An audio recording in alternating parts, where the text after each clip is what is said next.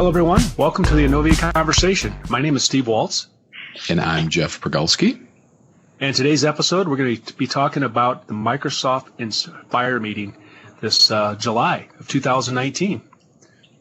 What do you think, Jeff? Yeah, hey, I had a chance to attend that last year and really enjoyed it. So did not make the cut this year, however, but we did have a suitable replacement, and he's joining us today, right?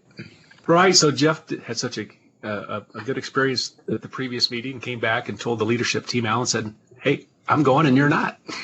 So anyway, I don't know how it went because now we have Alan Wyne, our CEO, on the podcast. Hey, Alan, how are you? Hi, guys. How are you? Good. So is that how it went down? Is that how Jeff got bumped, or how did that happen? Yeah, well, you don't give Jeff a big head, so we can't send him to too many conferences.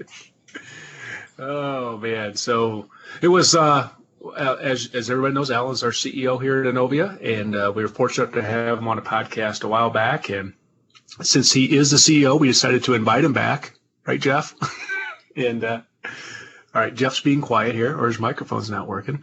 But so Alan went to Las Vegas for the Microsoft Inspire conference. So Alan, maybe you can tell our listeners what that conference is and why we went.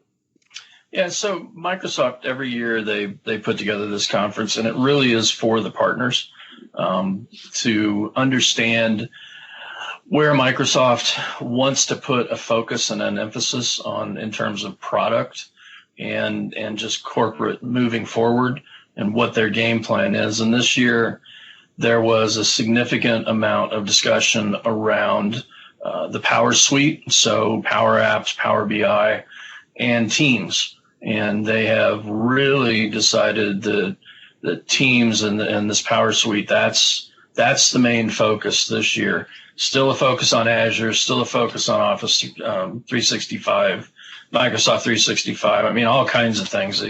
They showed some really cool stuff with the HoloLens, but from a standpoint of a tool that the general public really needs to take a hard look at, Teams was the main, what I would consider to be one of the main focuses, because there were a lot of sessions on that. And we spent a lot of time looking at opportunities, how you collaborate. And if anybody is paying attention to the various articles around the world, they will notice that Microsoft Teams and Slacker are going head to head on this. And Microsoft will undoubtedly win that particular competition. So, Alan, when you say Teams, is that like what Link became Skype and Skype became Teams? Is that what that is? Yeah. So what they did is they took Skype for Business, which had instant messaging and video and voice, and they folded it into a product that allows for a lot of extra collaboration. So there's a significant number of collaboration tools built into Microsoft Teams. And Teams comes with your Office subscription. So if you have an Office 365 subscription, you've got Teams built in. But the nice thing is when you use this tool, it replaces Skype for Business and enhances it significantly. So you get all the instant messaging capabilities. If you've got your phone system through there, you get your phone, you get video conferencing, you get a much better meeting functionality than we had in Skype in terms of the number of people that can attend, the speed with which you see screen changes and video. And also what they've done is they've created an interface in there that allows you to create what are called teams and then bring people into that team for projects big and small, and have a running dialogue inside that team. And you can have as many teams as you want per person, per company. And so let's say that you're a company that does manufacturing and you're going to install a new piece of equipment. You set up a team for that installation of that equipment. And that may include a purchasing person, a manufacturing couple of people, maintenance guys, and everybody is talking there. And what we're hearing is, and what Microsoft is really starting to see is frequently this is now replacing email. in that type of mode. So you've got a running dialogue where you're typing information in, you're communicating through instant messaging, you're having phone conversations that you actually can record and save in Teams so people can listen to them later on if they weren't able to be on the call. You can tie in SharePoint documents, you can tie in Visio documents, PDFs. I mean, they're really trying to make it the meeting area, if you will, for a company, and pull all these various tools that we've all used in kind of disconnected ways all this time into one spot. And it has a lot. I mean, this is the first year that I looked at it and went, okay, they've finally gotten to the point where they've got the tools in place, they've got the infrastructure in place, it can scale magnificently. And it's time to start using this tool. Well, it sounds like from what you said, it has really expanded and grown. And I guess a question maybe some of our listeners might have is that, okay, we are a NAV BC partner, and I know we're also gold certified in the cloud. Mm-hmm. And so the audience, it sounds like there was a lot of the Teams and the Power Suite. And so as mainly a ERP Microsoft partner, it obviously people that would use Teams, are using the ERP system or not. But I think, the benefit of being a ERP partner going to a conference like that, do you feel that gives you a better look into the future or Microsoft's going outside just the ERP realm as a complete business solution, or how would you kind of sum that up? Yeah, because Microsoft is building tools to try and pull all this together. So whether in our case, you're right, we are focusing on, previous NAV installs and Business Central installs and supporting those customers in the long-term vision. But something like Power Apps is designed for, they called it citizen programmers, people who don't know how to code. They've never coded in their life, but they can build applications that tie into their ERP system, in our case, Business Central or NAV, and actually work with the data and work with applications that people on the plant floor maybe can use. They showed an example of the company that makes Dove soap, and what they were doing was somebody in engineering had built a Power App that allowed them out on the floor, on their phone, any phone, to be able to record quality measurements, and it all flow back to a database that, the QC people could all use. They talked about how it just saved huge amounts of time because you weren't walking to a terminal to key it in, you weren't writing it down, you weren't doing any of that. And the fact that it was on your phone, everybody's got a phone. So there was no hardware expense along those lines. And somebody not in the IT group had built that. So, Power BI tying into Business Central, tying into your ERP systems. This is where Microsoft is looking at us as their resellers and their partners and saying, go to your customers and explain the story of the all-encompassing world where all of this is tied together, including even, the Internet of Things, tying that back to your ERP system, tying it back to documents that are flowing into Teams, tying it back to Power Apps. It's really trying to do what Microsoft has said they want to do, which is they want to be the business system for everybody, regardless of what ERP system they're using, regardless of the Office system they're using. Microsoft wants to be the hub, and they're making a big push into that. That's great to hear. And Jeff, any questions you have for Alan? Nope. I was fortunate enough to attend the Business Application Summit, which was all about Power Apps. And so I'm familiar with that. A new acronym that everyone should start preparing themselves for is, I think Alan referred to it as citizen development, the LCNC, low code, no code solutions is what that is the new term that we should become familiar with, because it is the way that Microsoft is pushing. It's, I think, what the IT channel wants. There's still going to be obviously spots where we're going to need heavy development work to get systems to tie into each other. But with the tools that Microsoft keeps developing, and including in Office 365 subscriptions, et cetera, it's really going to be a world where you don't need to know a whole lot of code as long as you can become familiar with these tools. And I would just add to that the reporting tool Power BI, we've watched it grow over the last 4 years. It is the fastest growing, according to Microsoft, the fastest growing tool out there. The sheer volume of data and people and reports that are being built worldwide dwarfs everything else. And the more I've worked with it, the more impressed I've become with it, and the more they are doing with it. So, to our customers that are listening to this podcast, to our non-customers listening to it, reach out to your account managers, reach out to us and say, well, what's going on and how can we get involved in this? Because you'll find a lot of benefits from it.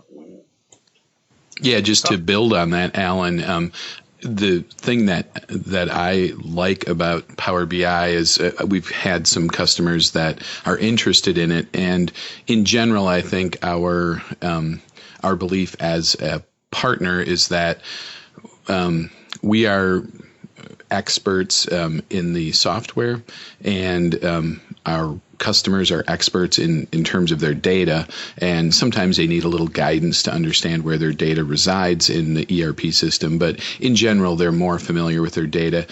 When they start asking about Power BI, and there's a little bit of a learning curve, and I think for people that are that have been in the channel a while, most of these solutions have been complicated in the past. The ease of kind of use and deployment with Power BI is something that most IT people aren't used to. So they ask for a little bit of guidance, and I've had sessions with our end users where I help them get connected to their NAV system and through a few of the authentication hurdles, and then they start looking at their SQL database through the lens of Power BI, and they're like, wow, I can do a lot with this, and they have been doing a lot on their own. So it's a really great story from that perspective, I think. The other thing that I wanted to mention about it's fortuitous that we're having this podcast today, the day that we received notice about Skype for Business,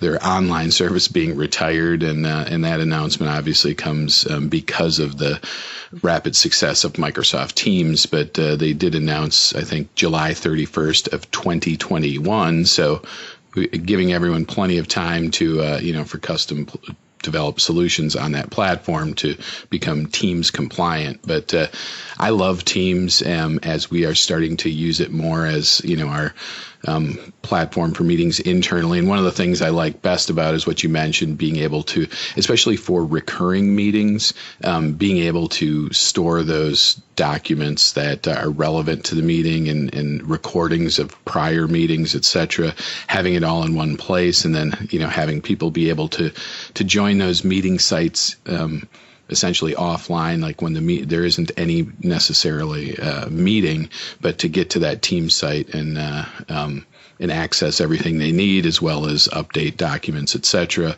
Those, I don't think it's designed to be a primary storage solution, but in those specialized instances, I think it's really going to be a great transition and a great extension of the functionality of Skype for Business. Thanks for the Jeff, when you said I don't have any questions, I was like, I was dumped. But then I feel better because he has statements. He doesn't have questions. That's correct. Those are two observations, Mr. Waltz.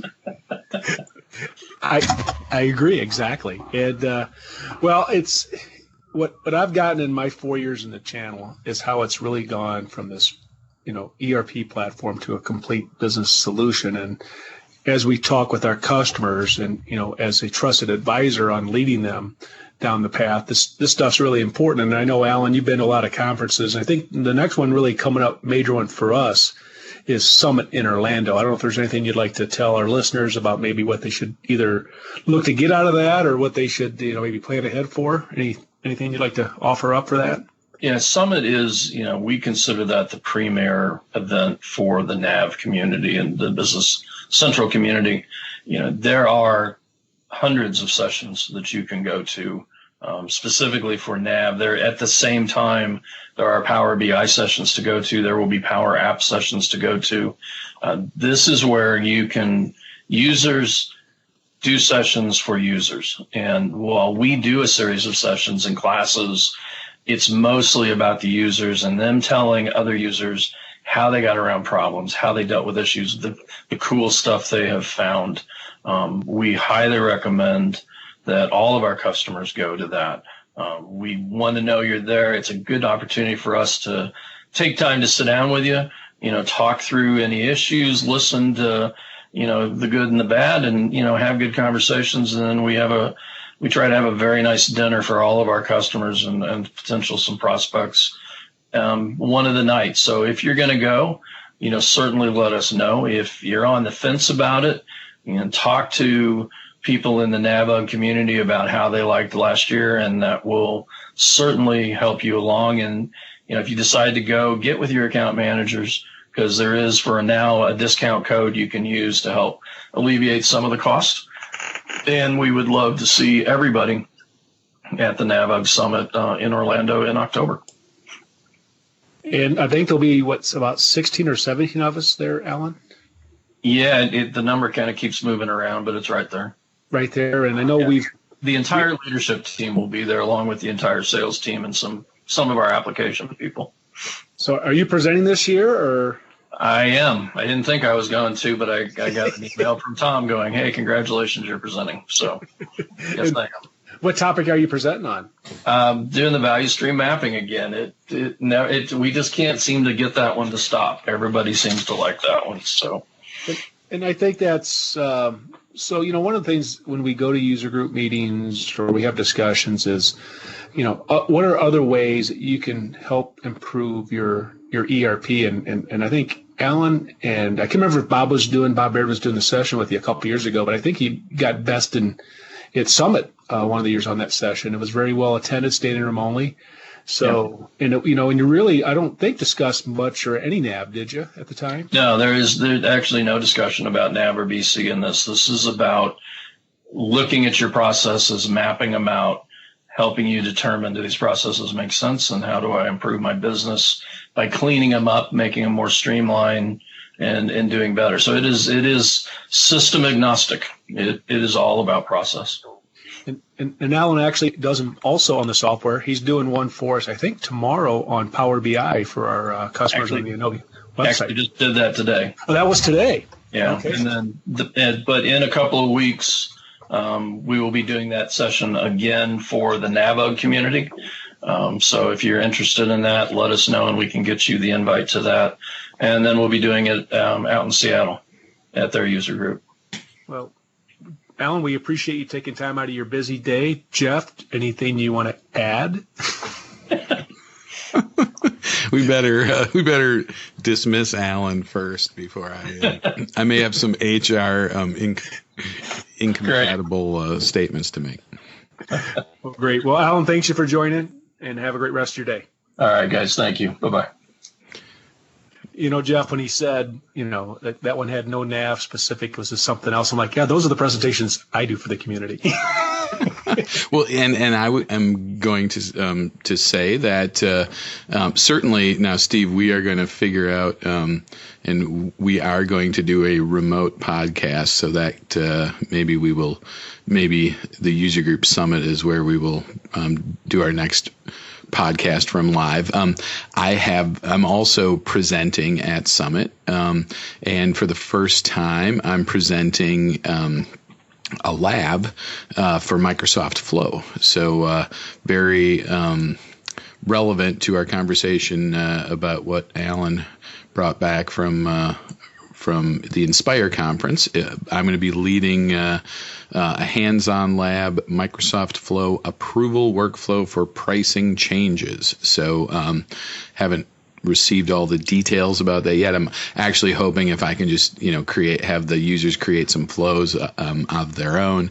Maybe I could see if we could do an automatic subscribe to our podcast kind of flow that we send someone an email and they click a link and they automatically subscribe. But assuming that the user group community doesn't want to assist us in the marketing of our own podcast, I'll probably be doing what they instruct me to. So I'm excited about that hands-on lab and look forward to to maybe meeting some of our listeners there, all 4 of them. Hey, now we're double digits. That's right. I had some friends from out of town came over, and actually was my college roommate, and he was actually in Denmark when they were working on NAV, and I never really understood what he did, but he went to go work for Epicor, and now he's a consultant, we're talking about podcasts, so he subscribed, and then another guy that I've known for a while, so I think just on my own I've got 6. So Jeff, it's great to hear that you're going to be presenting at Summit, and sometimes I think last year we did a couple pre-academy classes for the user group, and we taught some classes. I've done some sessions at Focus the last couple of years, and I'm not doing one as of yet at Summit, which is works out because I think most of the people that are going are really going to be doing sessions. So if you get a chance, as you sign up for it, you'll be able to go on to the website and see. You can search by author. Am I correct on that, Jeff? You can look at what is, if you're looking for specific topics on there. And so you can look for Jeff. And I would, will there be signups for it, Jeff? Or they don't really sign up. They just kind of walk in, right? Yeah, I mean, I think, actually, I'm not sure. I haven't checked the schedule yet. I would imagine there's some sort of capacity constraints, but they will, obviously, there's a lot of great sessions, so I'm going to assume they'll be able to just walk in. But yes, certainly you can search by presenter/leader in the app and on the scheduling site and search for me and find my session. It actually would be great to if there was an ability to search, based on company, to, see all the sessions. But I'm sure we'll be speaking about Summit again in the next 3 months. So we'll have some more details then. And I think if you do get a chance, I've been in a couple of sessions that Jeff has done, and as much as we'd like to poke at each other, the preparation he puts in, and they're usually standing room only. So I would highly recommend, if you get a chance to attend something, especially as cool as Flow. So, Jeff, anything else you want to add before we sign off here? No, just on a personal note, I actually want to see if we get any feedback about my energy level. I've given up caffeine. Steve, you'll be shocked to know, and if you have stock in PepsiCo, you might want to sell that, because I have given up my 2-liter a day Diet Mountain Dew addiction. Will be almost 3 weeks ago now. Have not had any soda or anything other than water to drink, except for 1 lemonade since then. So it's been a little bit of an adjustment, but I've tried to purge myself of all the bad stuff in my life. So I've gotten rid of NetSuite and Epicor and Google, and I'm just kidding about any of that. Just but I am trying to get rid of caffeine, and so we'll see if someone ask me when we get to Summit if I'm still caffeine free and I'm not sleeping in my chair. Well, I'm going to say that there's no way that will happen. Oh my gosh! So that would be a tough one. Congratulations. I hope you make it to there. I won't be dangling any, Pepsi. And, I think that's why you're telling me over the weekend, hey, Steve, I'd take these Tylenol for migraines, to help me with this, and that they got caffeine in them from what I read. So you might want to switch pills there. That is good. Yeah, actually, it wasn't so much to get rid of caffeine. That was just my only source of caffeine. It was more all the other bad stuff that, every human being on the planet kept reminding me of as I would, chug that away day after day. So I'm hoping that my energy level is not, I realized I still talk just as much even with the CEO on the call. So I think I'm okay there, but But yeah, that's about it for me. Well, everyone, if you can find us in all our podcasts on our website, it lists all the different ones that are available to you. Obviously, Apple Podcast, Stitcher, Google Play. And Jeff, you're on Stitcher, is that correct? Or what do you use for your podcast? That's what I subscribe with. And all of our, as Alan said, he did a webinar today. I think that was on Power BI. And we've done some on Microsoft Flow, so you can find those on our website under past events, or you can find out what's coming and upcoming on our current events and what's coming in. And as far as user groups, Jeff, I kind of be starting a road trip here in August. I'm going to be going to the Houston meeting the first week of first Friday in August, and I'll be presenting as your sales pipeline reel. Actually, I'll be doing two versions of that. I'll be doing one there and then one middle of the month in Seattle. So I'm really looking forward to it. And I think, it's kind of aligning with the message that we're talking about. It's like we have all this data. How can we utilize this data to sell more product and make the customer experience better? So I'm looking forward to that. I'm zipping into Minnesota for one day. It's a quick flight for me. More of a just kind of show up and just participate as participants. So I don't know. Do you have any coming up in the month of August? I do not. The next one for me is the Wisconsin chapter, which is, let's see, I think that is in September. Yeah, it's Wednesday, September 18th. So that will be the next time that I go to a user group event. So if you attend any of those user events, please look us up. And if you even ask us, maybe we'll try to have some freebies on us, right, Jeff? Always on it. So, everybody, we appreciate your time, and we'll catch you on the next episode. Have a good day. Thank you.